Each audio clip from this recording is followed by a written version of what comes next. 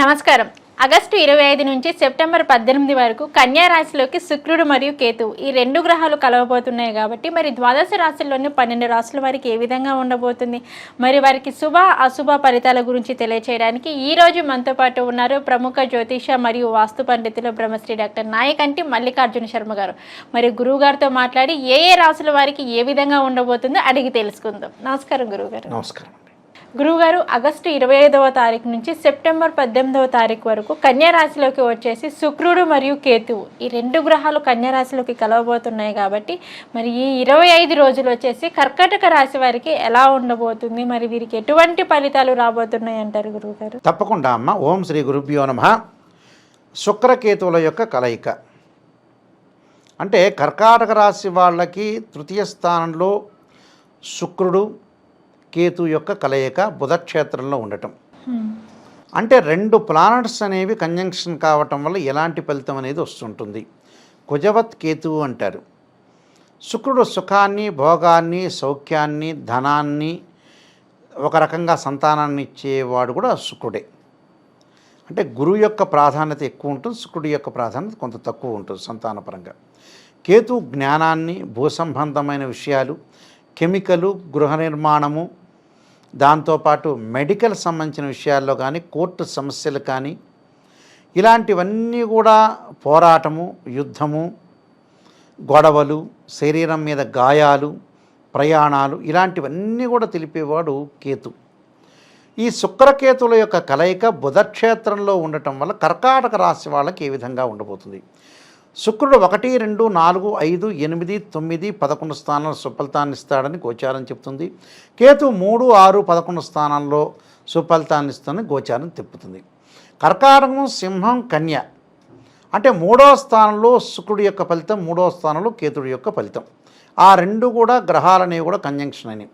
3వ స్థానంలో కేతు యొక్క ఫలితం వల్ల అన్నదమ్ముల మధ్యలో బాండింగ్ బాగా పెరుగుతుంది. అంటే బ్రదర్స్ అండ్ సిస్టర్స్లో మధ్యలో కానీ, అక్క చెల్లెళ్ళు కానీ, అన్నదమ్ములు కానీ, అన్నా చెల్లెలు కానీ, తమ్ముడు అక్క కానీ ఒక బాండింగ్ అనేది బాగా పెరుగుతుంటుంది. అంటే ఇద్దరి మధ్యలో రిలేషన్ అనేది ఇంక్రీజ్ అయ్యే అవకాశాలు ఎక్కువ ఉన్నాయి. దాంతోపాటు ఏదైతే కోర్టు ఇష్యూస్ కొన్ని ఉంటాయి, అంటే పిత్రార్జితం రావటం కానీ, లేకపోతే ఇతరుల యొక్క ఆస్తులు రావటం కానీ, ఆస్తుల యొక్క పంపకాలు కొన్ని ఉంటాయి, అలాంటివి మటుకు వ్యవహారాల్లో మటుకు వీళ్ళకి ఫేవరబుల్గా వచ్చే అవకాశాలు ఎక్కువగా ఉంటాయి.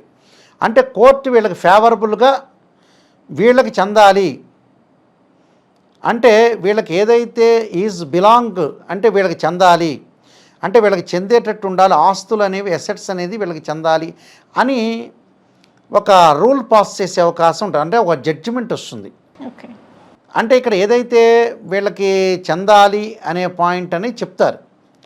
చెప్పిన తర్వాత వీళ్ళకి ఆస్తులు, అసెట్స్ ఏవైతే ఉంటాయో అలాంటివన్నీ కూడా వీళ్ళ వైపు వచ్చేస్తాయి. అప్పుడు కోర్టు సంబంధించినవి కూడా అన్నీ కూడా పరిష్కారం జరుగుతాయి వీళ్ళకి.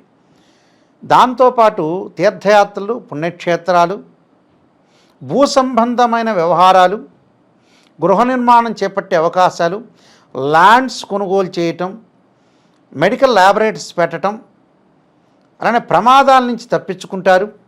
శత్రువులు కొంత దూరమయ్యే అవకాశాలు, ప్రయాణాలు చేసేటప్పుడు, ట్రావెలింగ్ జర్నీ చేసేటప్పుడు ఎమినెంట్ స్కాలర్స్ తోటి పరిచయాలు పెరగటం, శ్రమకి గుర్తింపు కలగటం, వీళ్ళు ఏదైతే ఉంటున్నారో, వర్క్ చేస్తున్నారో దానికి ఒక రికగ్నైజ్డ్ వస్తుంటుంది.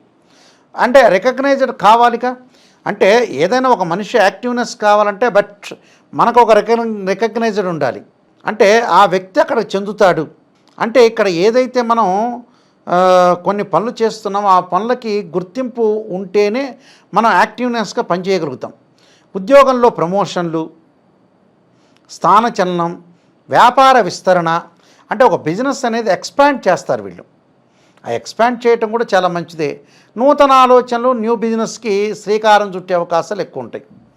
అంటే ఇలాంటివన్నీ కూడా వాళ్ళకి కేతుగ్రహం వల్ల జరుగుతుంటుంది. కెమికల్ కంపెనీస్ కానీ, మెడికల్ డాక్టర్స్ కానీ, కెమిస్ట్రీ లెక్చరర్స్ కానీ, ల్యాబొరేటరీస్ వాళ్ళకు కానీ, రియల్ ఎస్టేట్ రంగం వాళ్ళకు కూడా చాలా బాగుంటుంది. అంటే రియల్ ఎస్టేట్ చేస్తుంటారు కొంతమంది, ప్రపంచంలో కొంతమంది ప్రముఖ వ్యక్తులు ఉంటారు. అలాంటి వాళ్ళకు కూడా వాళ్ళకు అనుకూలంగా ఉంటుందని అర్థం. అంటే ఈ రంగంలో ప్రతి వాళ్ళకు కూడా చాలా బాగుంటుంది ఈ రాశి వాళ్ళకని అర్థం. అంటే ఫైనాన్షియల్ గ్రోత్ ఉంటుంది. ఆర్థిక పరంగా బాగుంటుంది, ఆర్థిక పరంగా ఆదాయం బాగా పెరుగుతుంటుంది, సంపద పెంచుకుంటారు, ఆస్తులు పెంచుకుంటారు. అలానే విదేశాలకి వెళ్ళటమే అంటే ఇక్కడ బిజినెస్ పరంగా విదేశాలకు వెళ్తుంటారు. విద్యార్థులకి మంచి కాలం, పోటీ పరీక్షల్లో ఉత్తీర్ణత పెరగటం, కాన్సన్ట్రేషన్ బాగా పెరుగుతుంటుంది. కాన్సన్ట్రేషన్ పెరగటం కూడా చాలా మంచిదే. స్త్రీలకు నూతనమైన ఆలోచనలు, నూతనంగా ఏదో ఒక రకంగా డబ్బు సంపాదనలో ముందుకు వెళ్ళాలి, నా వృత్తిని దైవత్వాన్ని చూసుకుని స్త్రీలు ఏం చేస్తారంటే గతంలో ఏదైతే చదువు ఉందో ఉద్యోగం ఉందో అవన్నీ ఇడిచిపెట్టిన వ్యక్తులందరూ కూడా స్త్రీలు మళ్ళీ దాన్ని స్టార్ట్ చేస్తారు. అంటే ఒక టీచింగ్ కానీ, అలానే కెమికల్ కంపెనీస్లో పనిచేయటం కానీ, డాక్టర్స్ కానీ మళ్ళీ బయటకు తీసుకొచ్చే అవకాశాలు ఎక్కువగా ఉంటాయి. బట్ ఇది మంచి గ్రోతే, వెల్ అండ్ గుడ్ అని చెప్పుకోవచ్చు. అంటే ఇలాంటివన్నీ కూడా మనం ముందుకు తీసుకుని వెళ్ళటానికి, జీవితాన్ని సాఫల్యం చేసుకోవటానికి కేతు బాగా ఉపయోగపడతాడు. జ్ఞానం కూడా కలుగుతుంది వీళ్ళకి. అంటే నాలెడ్జ్ అనేది ఒకటి కలుగుతుంటుంది. ఈ నాలెడ్జ్ కలగటం కూడా మంచిదేగా. అంటే మనకి నాలెడ్జ్ ఉంటేనేగా మనం ముందుకు వెళ్ళగలుగుతాం. నాలెడ్జ్ ఈజ్ డివైన్ అంటారు. నాలెడ్జ్ అనేది చాలా ఇంపార్టెంట్ కాబట్టి నాలెడ్జ్ అనేది ఒక పవర్ లాంటిది. దీనిలో వీళ్ళు డెవలప్ చెందుతారు. వృత్తి ఉద్యోగ మార్గాల్లో అనేకం కూడా మార్కుంటుంది. అనేక మార్గాల్లో ఆదాయం ఎలా వస్తుందని కూడా వీళ్ళు ఆలోచన చేస్తుంటారు. బాగుంది. కేతు గ్రహం వల్ల అన్నీ కూడా వీళ్ళకి ఎక్కువ శాతం మంచి జరిగే అవకాశం డెఫినెట్లీ ఉంటుంది. మరి శుక్రగ్రహం సంగతి ఏమిటి? తృతీయ స్థానంలో శుక్రుడు ఎలాంటి వాడు? మిశ్రమైన ఫలితాన్ని ఇస్తాడు. వివాహ సంబంధాల విషయంలో వెనకడుగు వేసే అవకాశాలు ఎక్కువ ఉంటాయి. అంటే మనం వివాహ సంబంధం చూసిన తర్వాత వాళ్ళు మెచ్చటమో మనం మెచ్చటమో జరగదు. కుటుంబ పరంగా చిక్కులు వస్తుంటాయి. కుటుంబంలో అకాల కలహాలు వచ్చే అవకాశం ఉంటాయి. అంటే ఏమీ ఉండదు. కొంతమంది అరుచుకుంటారు, చూస్తున్నారు బయట మనం, ఏమీ ఉండదు. అయినా కూడా కొట్టుకునే వాళ్ళు చాలామంది ఉన్నారు ప్రపంచంలో.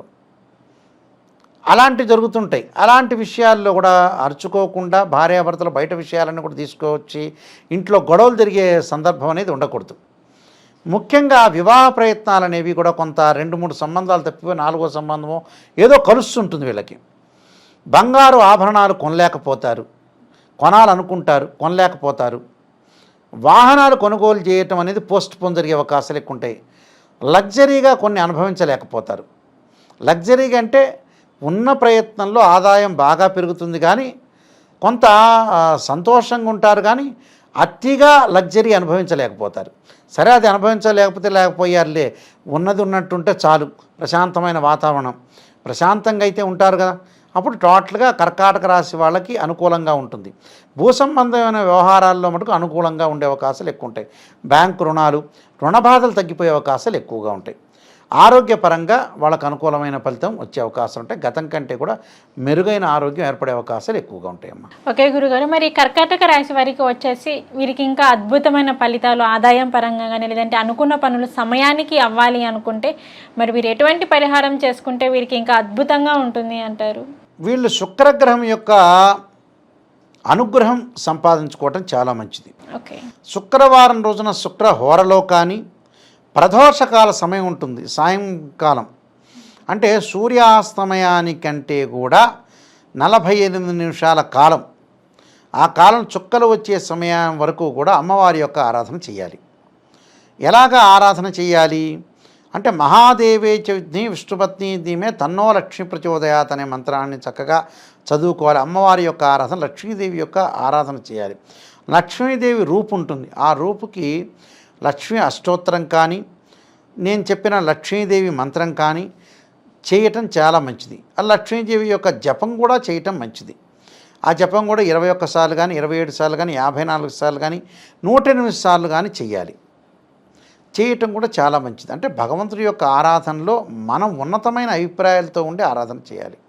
అంటే మనకి ఆస్తి ఉంది, ఇంకా కావాలనే ఆశ కాదు. ఇక్కడ లేనివాడు పూజ చేయాలి, బాగుండాలని ఆలోచన. ఎన్ని కోట్లు వచ్చినా కూడా నాకు ఇంకా రావాలని అత్యాశపడితే లక్ష్మీదేవి ఏమి ఇవ్వదు. అవన్నీ చూస్తూనే ఉంటుంది. లేనివాడు భగవంతుడి యొక్క ఆరాధన చేయాలి. ఒక రోజు కాకపోతే ఇంకో రోజు కర్మ ఫలితం అంతా కూడా తొలగిపోతే కూడా భగవంతుడి యొక్క ఆశీర్వచనం కలిగే అవకాశాలు ఖచ్చితంగా ఉంటాయమ్మా. ఓకే గురుగారు, కర్కాటక రాశి వారికి వచ్చేసి 25 రోజుల్లోనే మరి వీరికి ఎలా ఉండబోతుంది, మరి వీరికి ఎటువంటి ఫలితాలు రాబోతున్నాయి అనే వాటి అన్నిటి గురించి అయితే మాకు తెలియజేశారు. ధన్యవాదాలు గురుగారు. నమస్కారం అండి.